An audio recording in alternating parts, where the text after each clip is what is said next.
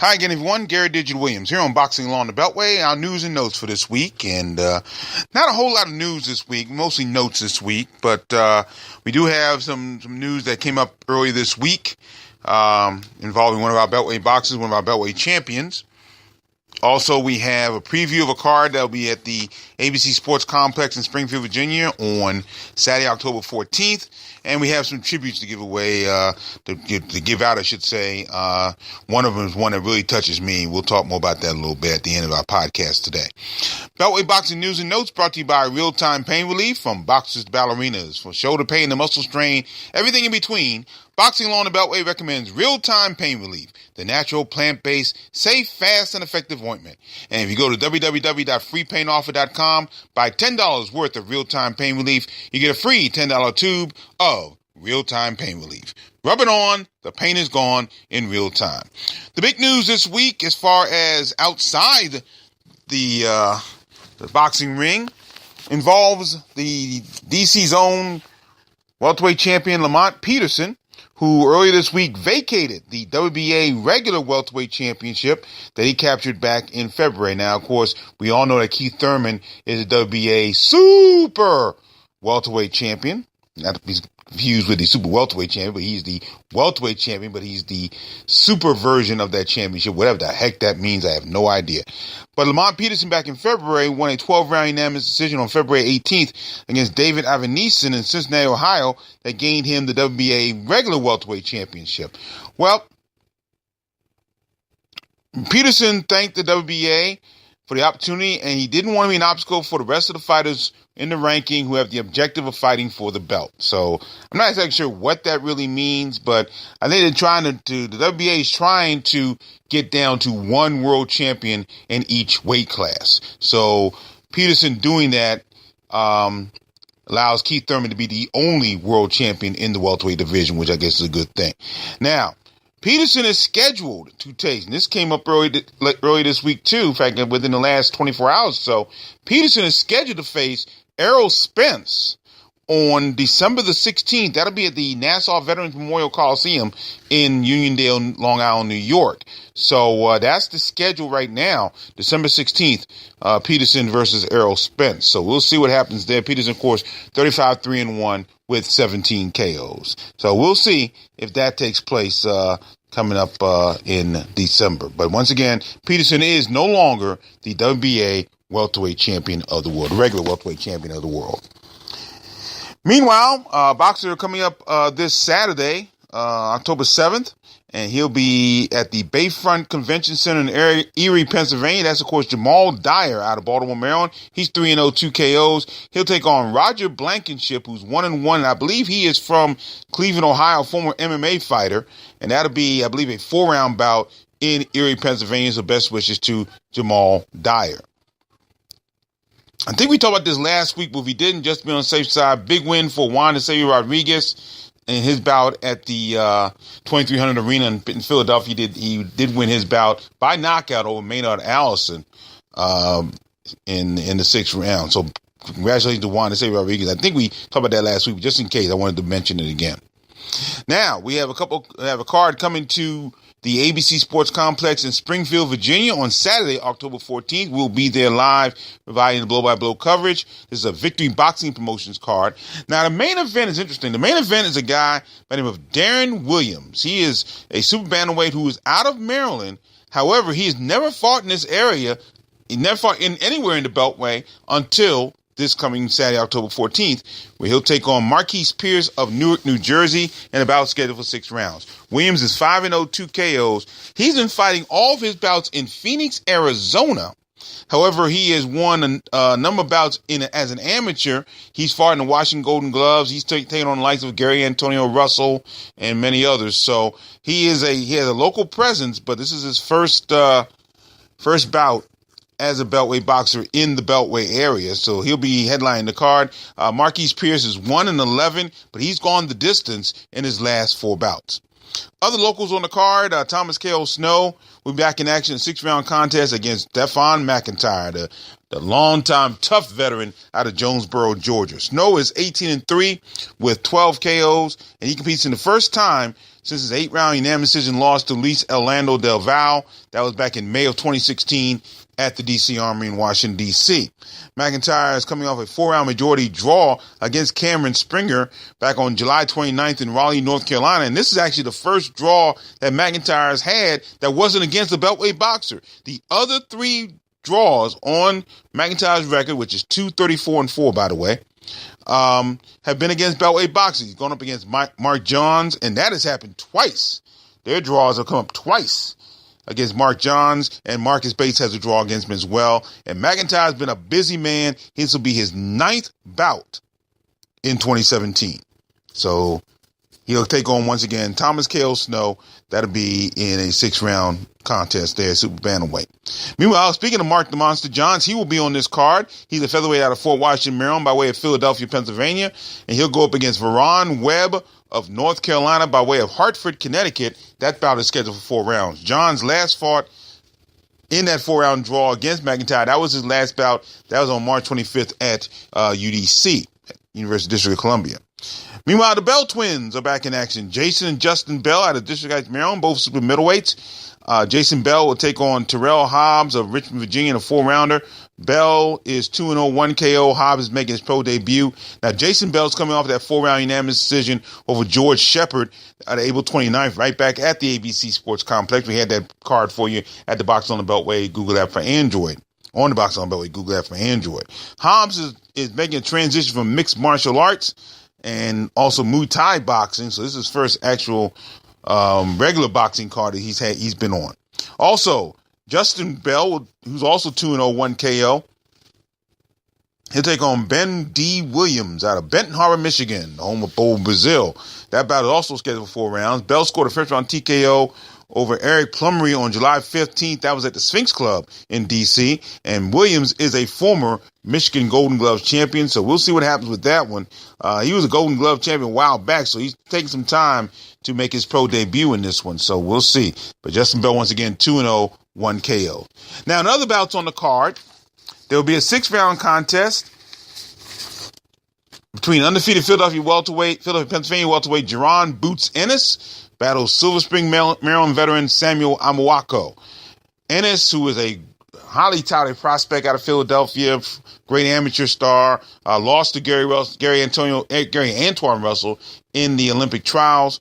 He has scored first-round knockouts in 3 of his last 4 contests. He has a 15-0, 13 KO record. That includes the first-round stoppage of Lionel Jimenez on September 23rd in Hammond, Indiana. Now, Ennis also stopped Ricardo Cano in the first round on August 12th in D.C. as well. And he's been to the ABC Sports Complex. He scored, I think, a first-round knockout a couple years ago in Springfield, Virginia. Meanwhile, Amoako, 23-15, 17 KOs.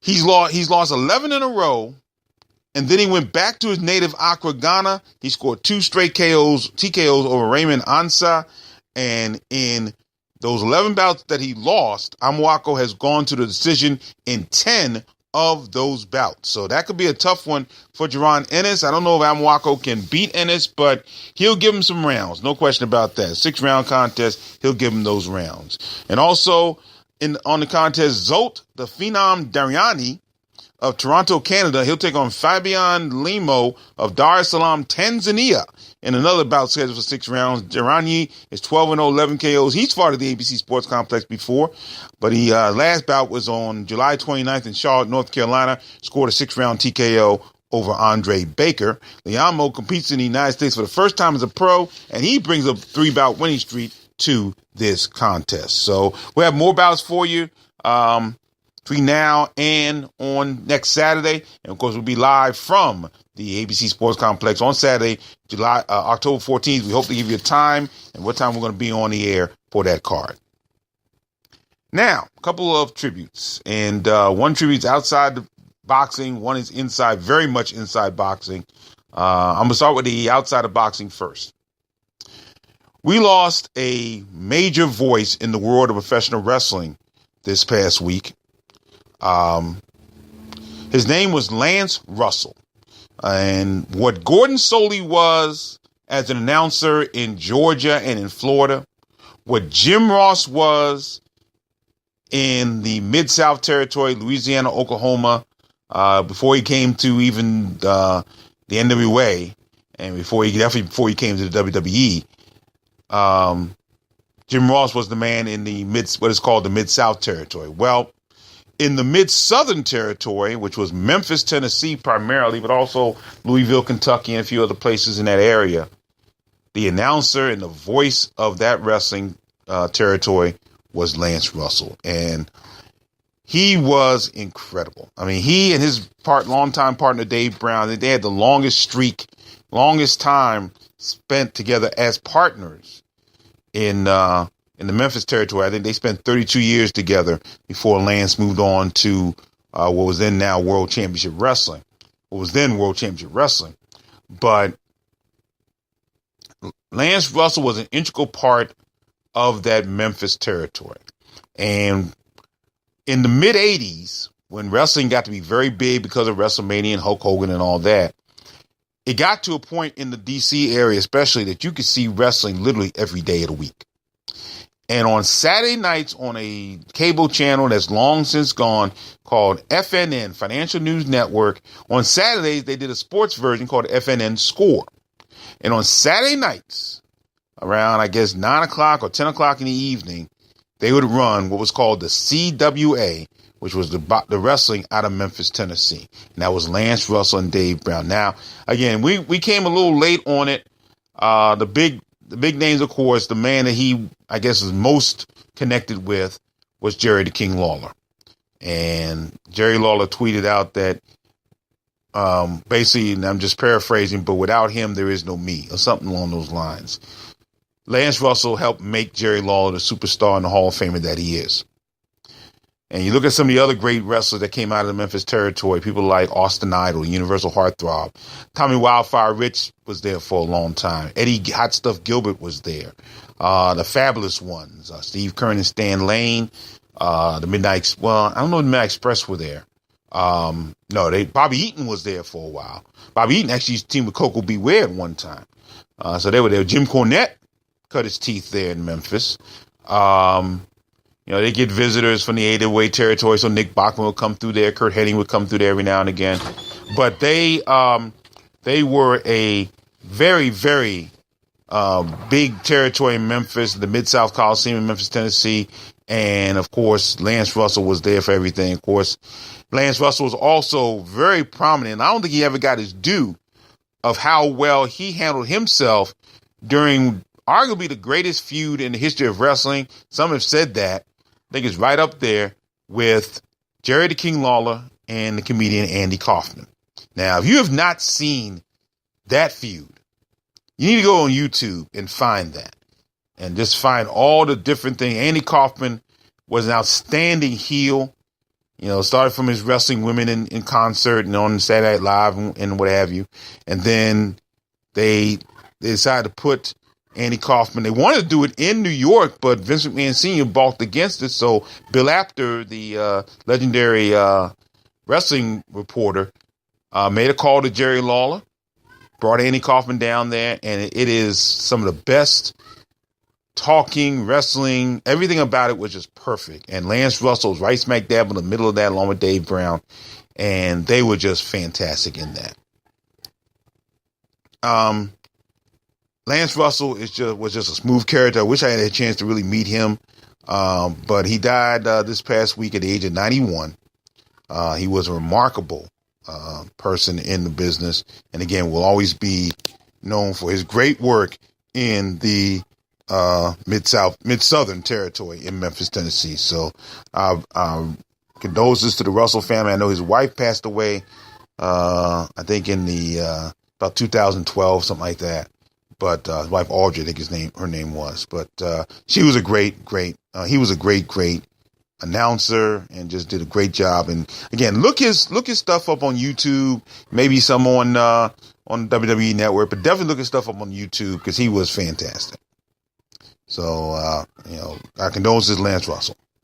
Now, the other tribute is something that affects me greatly, because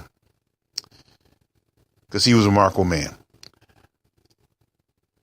Over the time of this podcast, I've mentioned from time to time there were 4 people who helped me really get started in this business. The legendary matchmaker Cleveland Burgess was one. Of course, my brother in this business, a man who's one of my dearest friends, Henry Discombobulating Jones was the other. The late Gilbert Ware, who was the longtime deputy commissioner of the DC Boxing Wrestling Commission, were all there. And the 4th one just passed away this week. And we shared the same last name. As far as I know, we were not related by blood. But if there has been a father figure to me in this business, his name was Nat Williams. Nat Williams was one of the first promoters that I had a chance to work with. He helped promote a lot of big fights in the DC area, in DC primarily. And I got to work with him, and we got to be very good friends very early on. And he was like a father figure to me. He and I would talk on a regular basis, especially in the 90s when he started something called the Boxing Information Center. Now, the Boxing Information Center original purpose was to try to raise money for some of the retired boxers in the area who were kind of down on their luck at the time.